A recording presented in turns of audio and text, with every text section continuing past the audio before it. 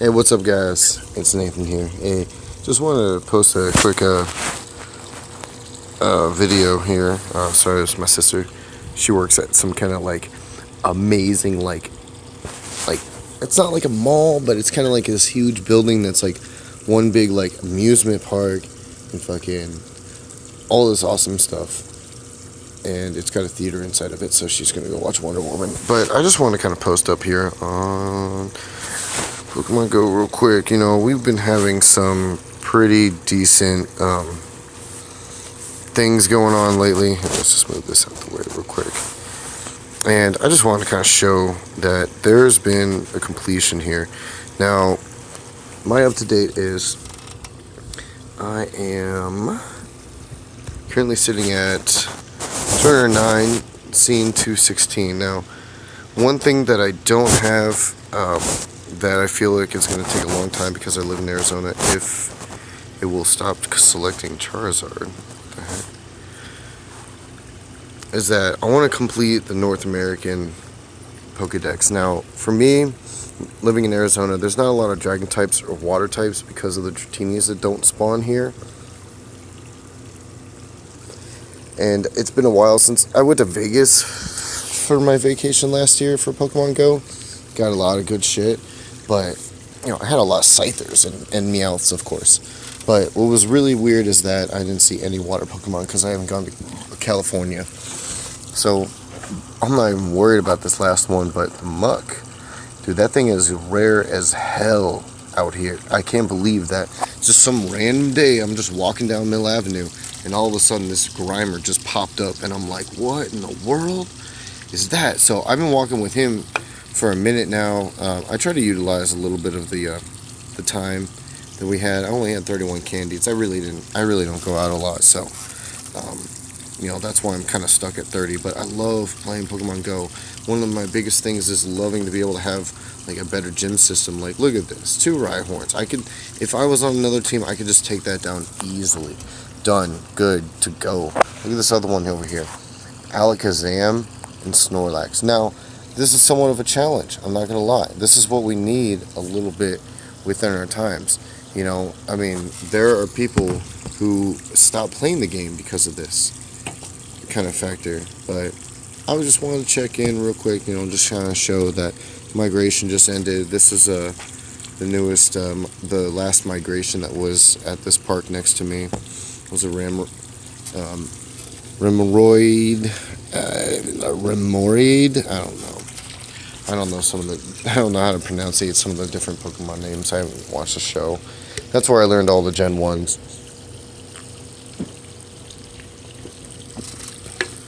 Honestly, I mean, I want to see newer generations coming out because it'll give more life to the game. But I really want there to be some type of area, gray area that shows, okay, look, you know, we're going to start moving in from or away from the Kanto region into the Johto region.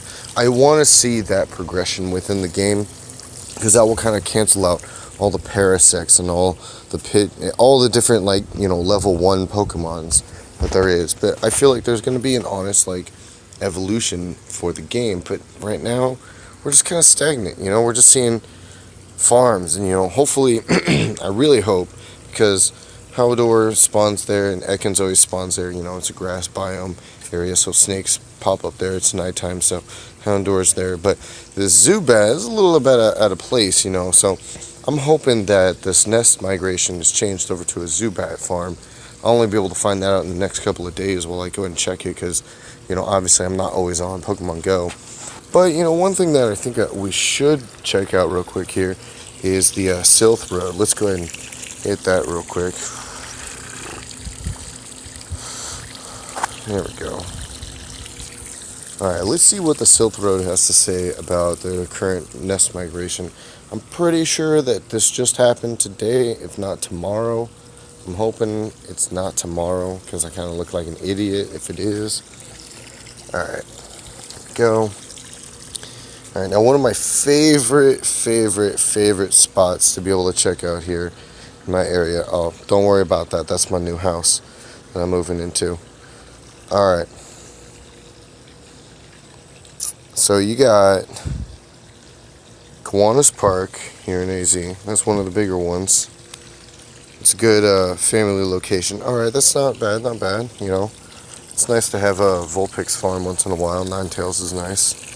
But this is where it really gets cracking. And this is like the best place like in the, you know, the metropolitan area. So right here we got a mountain, which is called Hayden Butte Preserve. It's this nice little like hiking place. I can go all the way up the mountain. Looks like it was previously, because it just changed over, probably later today. I don't think it was an Execute farm. I think it was a Magmar farm for a while. But this is where it's really popping. I don't understand why like Tempe Beach Park isn't popping up on this. The migration might have already cleared because it's like 11 o'clock my time and like 1 a.m. on like the East Coast, so they could be on like a donut timeline and stuff right now. But those are the pretty big popping areas. You know, you got the Tempe Beach Park is which one biome, and then over here is what's called the Tempe Center of Arts, and that has another biome. Usually it's like a colder biome, like more water type biome. I've seen an Onyx farm there before. I saw a Jinx farm. I've actually seen 2 Jinx farms there. Another time it was a Teddy Ursa farm, which is pretty nice. I didn't really care because, you know, Ursula is only really good in the show if you, in the actual game, if you can get up to like level 50, then it's actually pretty beast. But in Pokemon Go, it's still like a teddy bear. It's pretty pathetic. That's just the one thing I don't like about Pokemon Go, is that even if you level up your Pokemon, no matter what, there's always a base. So yeah, I just want to kind of just point out some of the more sorry about that, like gifted areas. It looks like the Silthrow is pretty like cashed out right now because they must have just reset. Some people are already reporting it's pretty nice, you know. Looks like people are out there on the grind. Let's see, what do we got here? 86 hour seal. 72, I don't remember that. Tentacle, come on now. No one wants Tentacle. I only got one good Tentacle, and I think that wasn't even mine. It was a Tentacle that had Blizzard on it, of all things. That was pretty dope. Alright, a little bit of Nidorans. Alright, useless ass Psyducks. Gotta love them. Alright, let's see. There's another good spawn area that usually comes in. It's pretty green.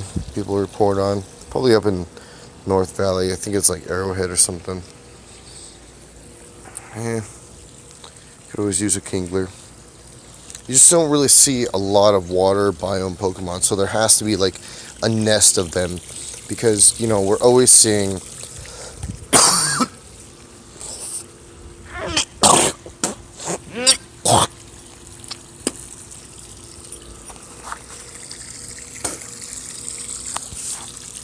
damn, that was still recording. I thought I paused it. Alright, so yeah, I'm gonna have to cut this bad boy short. But yeah, I've been like pretty sick lately. You know, it looks like we got some decent Charmander spawns going on there. Looks like that just got posted. We'll see how this works out, because that's a pretty nice spawn right there. That looks like it's out. Oh man, it's all the way out there. Let's see, what's this bad boy? Pretty good cluster area, you know. Train up that Steelix. Ooh, yeah. See, now this is what I would really like to be able to get into, is this Growlithe farm. Now, hear my theory out on this. Now, Growlithe is like pretty decent as a Pokemon. Now, when it comes to Arcanine, Arcanine was actually projected to be one of the actual legendaries in the original series, but they wanted to always have like some type of theme that they couldn't really put into the game. Like, from what I understand, I saw another video where there's a type that was going to be added into the Pokemon universe called Bird.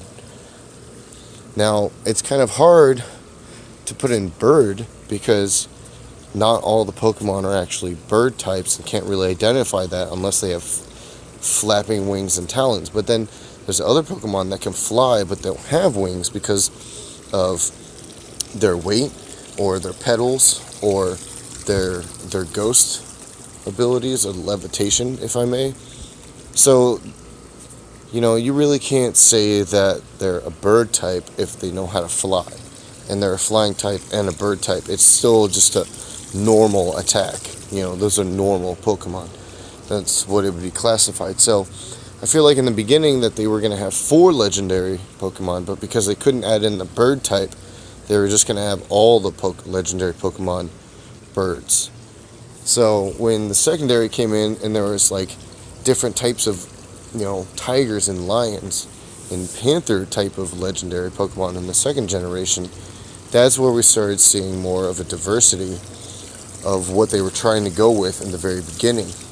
So Arcanine was actually planned to be one of the legendaries as probably the fire type instead of, 1 lion, 2 birds, just to be kind of, this is what is the fire type. So he's actually, I feel like, with that little ramble, he is actually pretty good at fighting within the game as a fire type. One of the strongest of the fire types, which I kind of find a little odd because really Ninetales should be a little bit closer to Arcanine, but however there's this huge, enormous gap between the two of them. So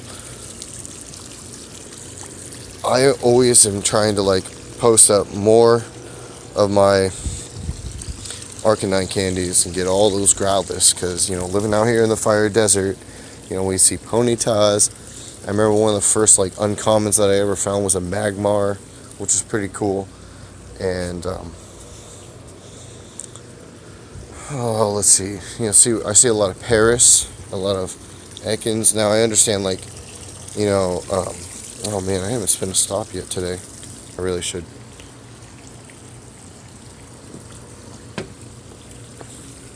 I feel like with the fire type biome that I'm in, seeing a water type pop up is pretty cool. Yet there are still those annoyances like Krabby or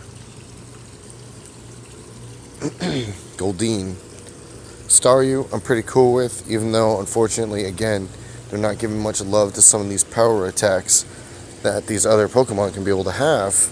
And it's really upsetting, even though they're trying to balance out the game to make it so there are possibilities of people using different Pokemon, but there's no love, there's no connection to it, there's no resemblance as a trainer of who you are. That was the whole premise of Pokemon. So, see what the direction is. But I'm going to be out. Just wanted to show you nest migrations are happening, and people are already reporting tonight as they happen. And just because the way that time zones work, it's already June 1st. Whatever. Peace out, guys.